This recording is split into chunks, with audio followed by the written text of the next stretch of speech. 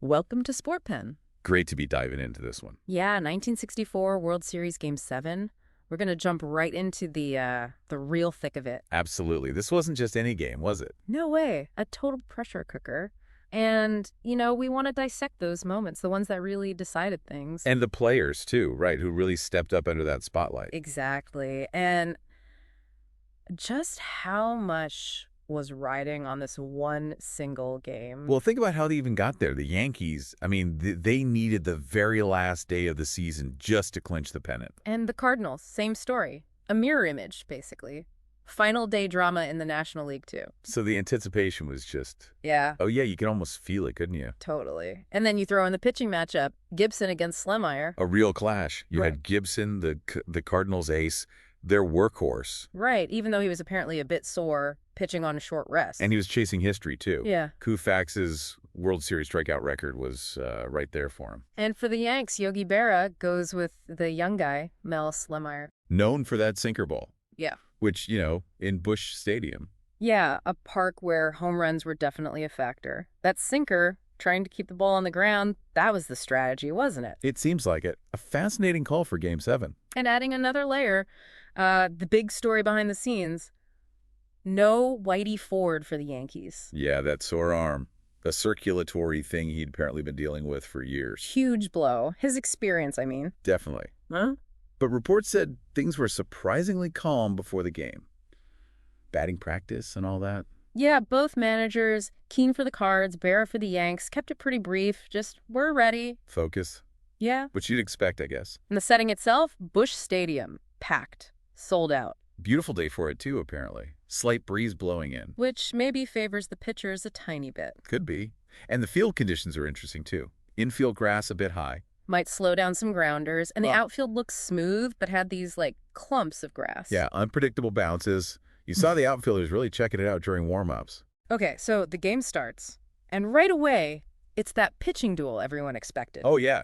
Gibson came out firing. 7 straight strikes. Boom. Yankees down in order in the first. Serious intensity. And Slemeyer, his World Series debut, remember? And he held his own, kept the Cards scoreless in the first, even struck out Ken Boyer after Bill White doubled.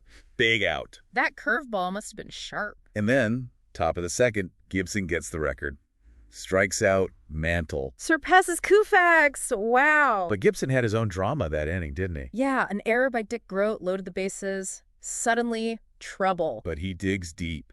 Strikes out Slemeyer, the opposing pitcher, to get out of it. Clutch. And Slemeyer had to navigate some jams, too. Stranded that Bill White double in the first. And then loaded the bases himself in the second. But worked out of it. Struck out Mike Shannon. Phew. The tension was really building. Definitely. Felt like one mistake could break it open. And it finally did, bottom of the fourth. The scoreless tie, gone. This felt like a big shift. Ken Boyer leads off. Right. Single. Then Dick Groat reaches on an error. Phil Linz, the shortstop. Uh-oh. Yeah, not what you want in Game 7. Then McCarver hits a grounder.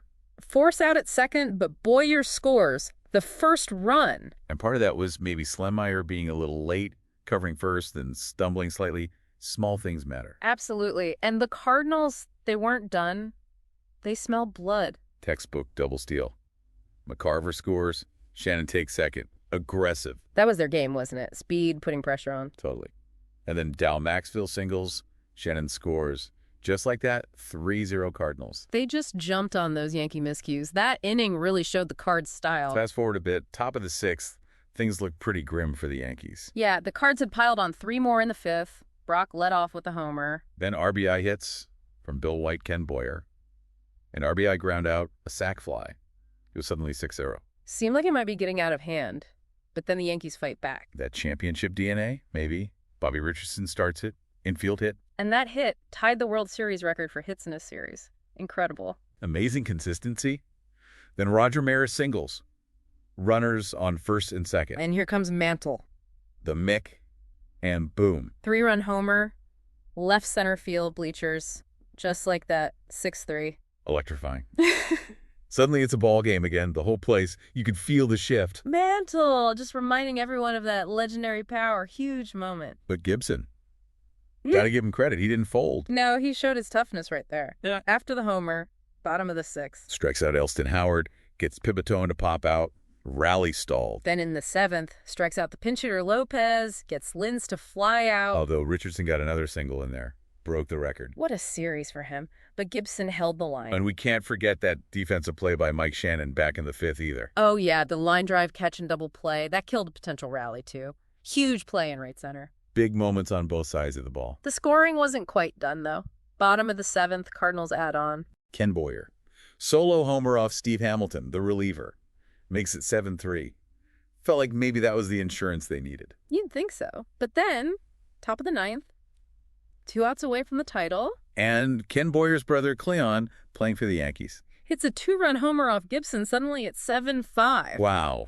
Talk about late drama. Well, And brothers homering against each other in Game 7. Wild. incredible. So now, 7-5, 2 outs, top 9. And who's up? Bobby Richardson, the guy who seemingly couldn't stop hitting all series. The absolute perfect guy you'd want up in that spot if you're the Yankees. The tension must have been unbearable. Peak tension. But Gibson, with everything on the line, Gets him to pop up. Second baseman Dal Maxfield squeezes it. and that's it.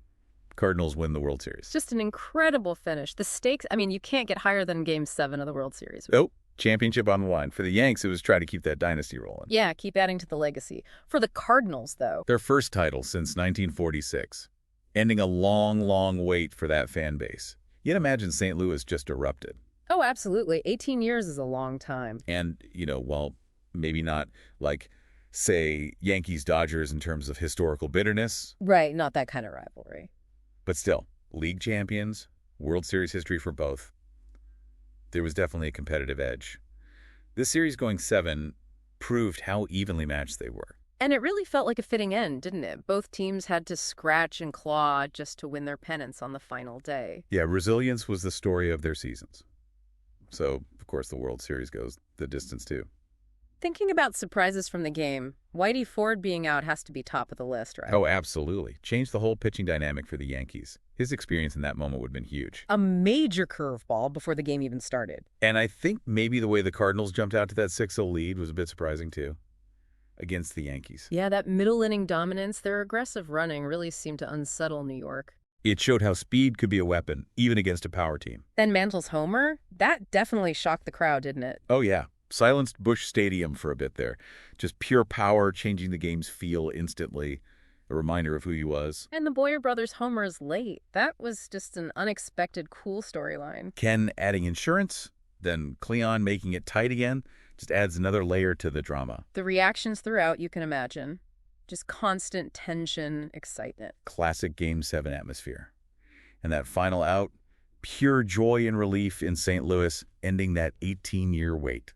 Commentators must have been buzzing about the back and forth, the big plays. For sure. Highlighting the performances, the stakes, everything. Looking back, some themes really emerge from this game, don't they? Definitely. The Cardinals' speed and aggression on the bases is a big one. Yeah, it wasn't just stealing bases. It was putting pressure on, forcing mistakes. It defined their style. And then Bob Gibson. Clutch pitching under immense pressure. Complete game, short rest, facing comeback attempts, just legendary stuff.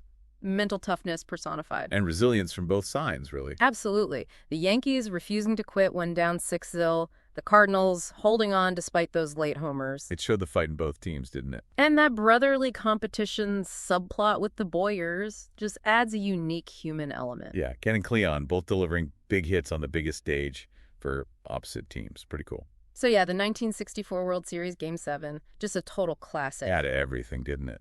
Momentum shifts, huge individual moments, the ultimate prize. Gibson's record and his grit, Mantle's blast, the Boyers. This deep dive really shows why it's etched in baseball history. A Cards mix of speed and timely hitting, plus Gibson just being Gibson. That was the winning combination. A truly thrilling conclusion. Couldn't have scripted it much better. Well, that's all the time we have for this deep dive. Thanks for listening to Sportpen.